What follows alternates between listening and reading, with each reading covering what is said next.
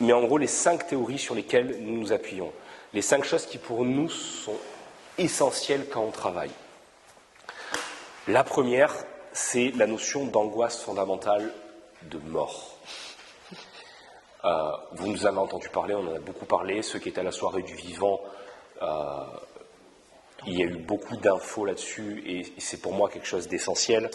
La petite blague que je fais souvent, c'est celui qui en a parlé le mieux. Alors, c'est pas lui le premier, la notion d'angoisse fondamentale de mort, d'ailleurs, c'est ça qui est intéressant, c'est que même lui, quand il en parle, il revient sur les philosophes grecs, etc. C'est depuis la nuit des temps, les Amérindiens appellent ça le grand mystère, enfin bref, c'est vraiment la question fondamentale. Mais ce que j'aime avec Yalom, c'est qu'il en parle vraiment bien, il l'a vraiment étudié, il a vraiment bossé dessus. Yalom est quand même un professeur de Stanford, d'accord, c'est pas l'université du quartier. C'est pareil, un des mecs qui a le plus bossé sur les thérapies de groupe. Il a écrit un bouquin fondamental sur les thérapies de groupe et on ne l'enseigne absolument pas à la fac en psy. Je trouve ça juste génial, c'est assez intéressant. Bref, l'idée c'est que l'angoisse fondamentale de mort, c'est simplement de montrer, je crois que vous l'avez déjà fait, je vous avais fait monter les gens sur scène, j'avais pris même ici je crois que je l'avais fait, on avait pris une peur, on l'avait déroulée, et vous y avez vu qu'à chaque fois on arrive tout le temps à la mort. Et l'idée, c'est que cette mort, encore une fois, elle est centrale. Et encore une fois, quand je parle de mort, l'idée, c'est que la vie est une expérience avec un début et une fin. L'inverse de la mort, c'est pas la vie, c'est la naissance. Et entre ce début et cette fin, on fait une expérience. Et donc, toute expérience que nous faisons dans cette expérience a également un début et une fin, où nous créons des rôles, des identités, etc. Et à chaque fois que nous finissons une expérience, nous vivons une forme de mort. Et en fonction de la manière dont on intègre la mort d'un de nos rôles, soit ça nous permet de passer à une autre expérience et de continuer à vivre, soit on va verrouiller et passer en non-vie. C'est les exemples que je prenais à la soirée du vivant. Un de mes anciens profs, qui n'a eu qu'un rôle quasiment toute sa vie, qui était prof, qui était un monstre en physiologie, qui avait une vie à côté, mais qui était moins nourrissante. Le jour où il est passé à la retraite, on l'a mis à la retraite parce qu'il a tout fait pour pousser le plus possible. Le jour où on l'a mis à la retraite, 6 mois après, il est mort. Parce qu'en fait, comme la mort de ce rôle-là n'a pas pu être intégrée, pour lui mourir à ce moment-là, c'était mourir en termes d'identité. Ça a été l'effondrement, ça a été terminé. Donc l'idée, encore une fois, c'est que comment on intègre nos morts. Je crois, je ne sais plus si c'est là, je vous ai montré, j'avais fait un truc avec la notion d'anéantissement et de solitude, je vous l'ai montré ça ou pas du tout, en termes de mouvement.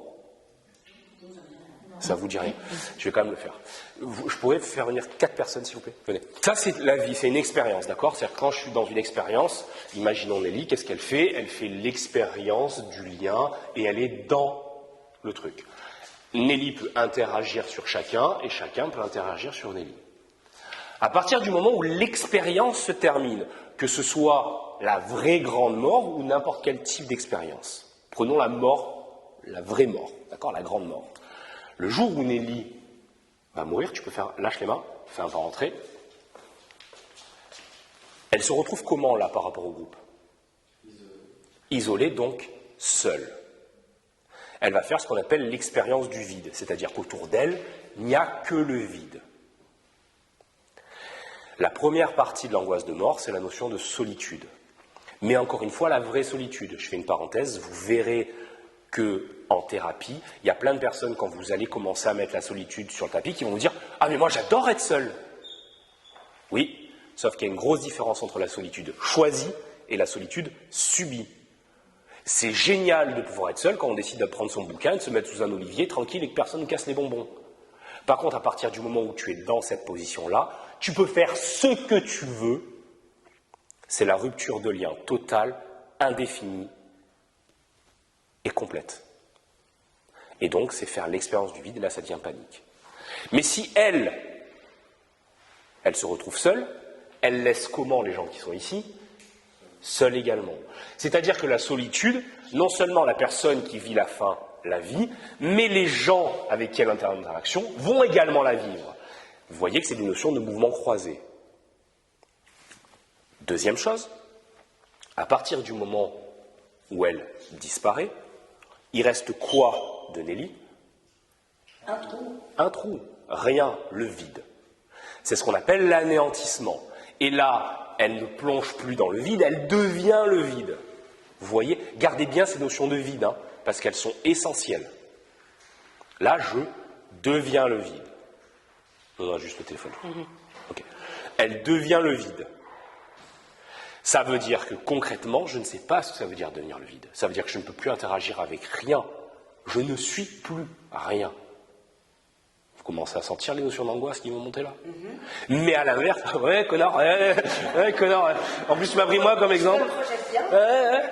Mais à l'inverse, si elle devient du vide, eux, ils font l'expérience de quoi? De l'interaction avec le vide. Encore une fois, c'est des notions de mouvement croisé. Donc, effectivement, quand on est en relation, je vais avoir peur de me retrouver seul ou de devenir le vide, ou je vais avoir peur que l'autre, en partant, me fasse faire l'expérience de l'anéantissement de ma relation ou me laisse seul. C'est OK pour tout le monde? C'est assez clair? Merci. Et c'est quelque chose qui, pour moi, est essentiel. Bardot travaille beaucoup avec le vide, sauf que la petite chose que moi, je peux lui reprocher là-dessus, c'est qu'en fait, c'est pas super clair. Enfin, je sais pas toi comment tu l'avais vécu à l'époque, mais à l'époque où il nous avait parlé de vide, c'était pas clair parce que j'arrivais pas à savoir est-ce que c'est le vide qui est dans la personne, est-ce que c'est le vide que la personne elle vit, est-ce que c'est le vide qu'elle devient, et c'est quoi quel type de vide. Et vous allez voir qu'en fait il y a plein de vides différents, mais il y a également le vide, vous allez voir, à partir du moment où on va aller au bout de l'expérience et que d'un seul coup on va arriver à ce qu'on appelle au point zéro, à l'apaisement, la personne va nous dire oh, je me sens vidé. Putain, c'est quoi les différences de ces vides là quoi?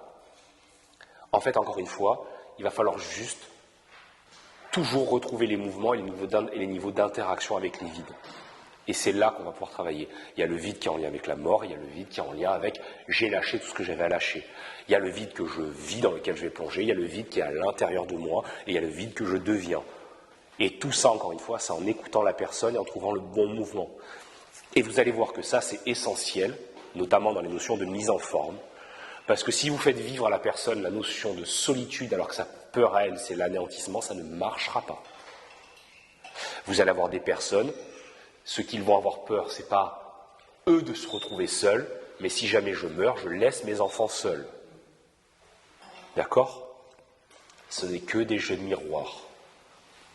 Et ce qui est intéressant quand vous écoutez Yalom, et ça c'est vraiment quelque chose de super intéressant, en fait il vous montre que toute fin vous renvoie à votre fin, et qu'en fait ces deux angoisses, solitude et anéantissement, sont en fait liées, et qu'on va en faire l'expérience tout le temps.